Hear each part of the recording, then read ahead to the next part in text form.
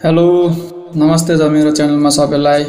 यो च्यानलमा चाहिँ आजदेखि म एउटा भिडियो लिएर आउँदैछु क्रान्ति, जसमा चाहिँ हामीले नेपालीहरूले कम्प्युटरको लागि हल्का प्रेम देखाउन सकोस् हैन।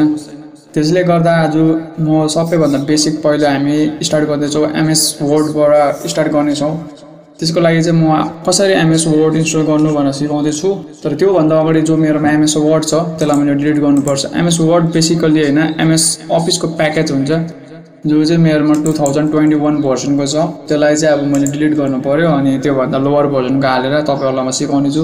सबभन्दा अगाडि हामीले केसमा जानुपर्छ भने कन्ट्रोल प्यानलमा जानुपर्छ। जुनै पनि भर्सन या जुनै पनि एपहरु तपाईले डिलिट गर्नु छ भने कन्ट्रोल प्यानलमा गएर अनि तपाईले यहाँ हेर्नुपर्छ प्रोग्राम एन्ड फिचर्समा जो यहाँ देख्नु हुँदैछ यहाँनिर लार्ज आइकनमा थिचिदिनुस्। लार्ज आइकनमा थिचेर प्रोग्राम एन्ड फिचर्समा थिचेपछि त्यहाँको यहाँ जुनै पनि तपाईले अब यहाँबाट इन्स्टल गर्न सक्नुहुनेछ जो कम्प्युटरमा छ तपाईको हैन।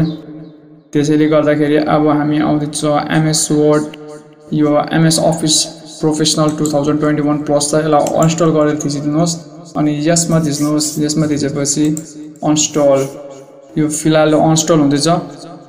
अनि त्यसपछि हामी फर्स्ट बेसिक चाहिँ केसबाट सिक्ने हो भने बेसिक चाहिँ हामी स्टार्ट गर्ने छौं एमएस वर्ड को एमएस अफिस को 2006 भर्सनबाट। त्यो चाहिँ एकदमै 6 या 7 भर्सनबाट त्यो चाहिँ एकदमै राम्रो छ कि त्यसले गर्दा चाहिँ इजी टु अन्डरस्ट्यान्ड हुन्छ। त्यो बेसिक यो क्लियर भएपछि चाहिँ सबै क्लियर भयो हुन्छ। अनि कसरी इन्स्टल गर्ने त्यो पनि म बताउँदै छु। अलिकति टाइम लाग्छ तपाईको कम्प्युटरको प्रोसेसर हैन कतिको फास्ट छ प्लस र्याम पनि र्याममा म्याटर गर्छ। देख्नु भइसक्यो यो अहिले फिलहाल इन्स्टल भइसक्यो। यसलाई क्लोज गरिदिनुहोस्। त्यहाँको यहाँ माथि राइट साइड कर्नरमा गएर क्रसमा थिचेर रिफ्रेश गरिदिनुहोस्। त्यसैले गर्दाखेरि अब तपाईले यहाँ चेक गर्नुहोस् वर्ड लेख्नुहोस् वर्ड छैन हैन। यो गायब भइसक्यो। अब तपाईको कम्प्युटरबाट फिलहाल सबै डिलिट भइसक्यो। अनि अब म सिकाउने छु कि कसरी हामीले इन्स्टल गर्ने। प्लस एउटा पेन ड्राइभ हुनुपर्छ अनि प्लस सफ्टवेयर हुनुपर्छ। त्यो सफ्टवेयर चाहिँ म दिन्छु, मलाई मुनि कमेन्ट गरिदिनुहोस्। यो पेन ड्राइभ देख्नुभयो, पेन ड्राइभ जस्तो इनपुट गरेपछि यहाँनिर राइट साइडपट्टि पपअप आउँछ अनि त्यो पछि तपाईँ आफ्नो यसमा जानुहोस् फाइल म्यानेजरमा गएर दिस पीसीमा गएर जुन पेन ड्राइभको नाम छ त्यसमा गएर चाहिँ तपाईले यहाँ हेर्नुहोस् हामी एमएस अफिस 2007 भर्सन इन्स्टल गर्ने छ। यसलाई इन्स्टल गर्नेको प्रोसेस चाहिँ के हो भने सबभन्दा अगाडि तपाईले सीडी कीमा थिच्नुपर्छ। सीडी की तपाईले कपी गर्नुहोस्, कन्ट्रोल सी ले कपी गरेर मिनिमाइज गरेर set of file run right click गरेर रन एज एडमिनिस्ट्रेसन थिच्नुहोस्। त्यहाँको यसमा यस आउँछ यसलाई थिचिदिनुहोस् अनि तपाईको यो प्रोसेस चाहिँ स्टार्ट हुँदैछ। यो चाहिँ 2007 भर्जन हो। यसले चाहिँ एकदमै सजिलो छ क्या यसमा बुझ्नुको लागि। यो बुझ्यो भने सबै बाँकीहरु सबै बुझिन्छ।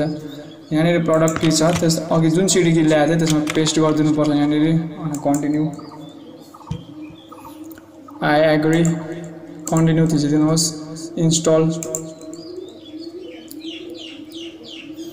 इन्स्टलमा थिचेपछि अलिकति टाइम लागिदिन्छ किनकि इन्स्टल हुँदैछ।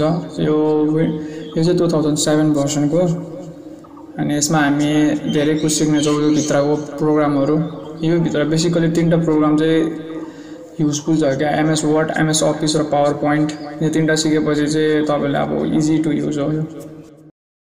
जस्तो तपाईको त्यो ग्रीन वाला रिलोडको कम्प्लिट हुन्छ त्यस्तो यो आउँछ। तपाईले यहाँ गो टु अफिस अनलाइन यसमा हैन जो मुनिकोमा थिच्नुपर्छ क्लोज थिचिदिनुहोस् अनि राइट ह्यान्ड साइडमा गरेर अब यो सर्च बारमा तपाईले वर्ड लेख्नुहोस्। यो देख्नु भइसक्यो वर्डको लोगो आइसकेको छ।